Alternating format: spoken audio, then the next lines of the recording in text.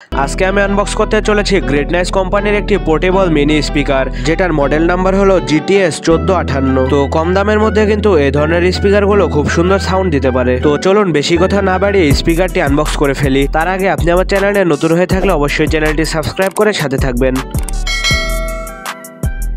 তো দেখতেই পাচ্ছেন আমার কাছে এসেছে লাল ভেরিয়েন্টের স্পিকারটা। তো স্পিকারগুলো কিন্তু বিভিন্ন কালারের হয়, বিশেষ করে নীল কালারটা বেশি ভালো লাগে। তো যাই হোক, স্পিকারটা কিন্তু দেখতে অনেক সুন্দর, পুরোটাই প্লাস্টিক বিল্ড। ওপরে আবার RGB লাইট আছে এবং নিচে বেজের জন্য প্যাসিভ রেডিয়েটর দেওয়া আছে। তো ভিডিওর মধ্যে সমস্ত কিছুই টেস্ট করে দেখবো। তার আগে দেখে নি বক্সের ভেতর আর কি আছে। তো বক্স খুলতে দেখতে পাচ্ছি এটার ভেতর চার্জিং কেবল দেওয়া আছে, যেটা হলো মাইক্রো USB কেবল।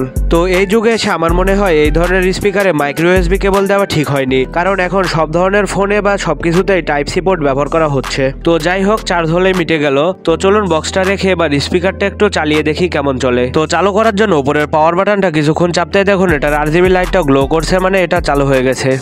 তো এবার এটা ফোনে ব্লুটুথের মাধ্যমে কানেক্ট করে নেব। সো কানেক্ট করার পরে এখানে একটা NCS এর মিউজিক প্লে করলাম। চলুন ভলিউমটা একটু বাড়িয়ে দিই।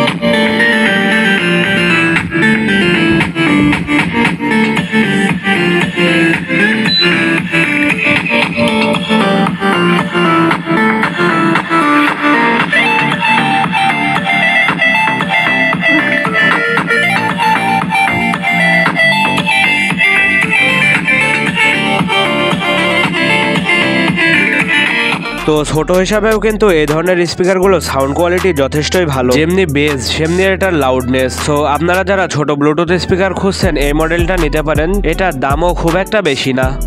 আর স্পিকারটি কেমন লাগলো অবশ্যই কমেন্টে জানাবেন। আর নতুন নতুন ইলেকট্রনিকের ভিডিও দেখতে চ্যানেলটি সাবস্ক্রাইব করে সাথে থাকবেন। ধন্যবাদ সবাইকে সম্পূর্ণ ভিডিওটি দেখার জন্য।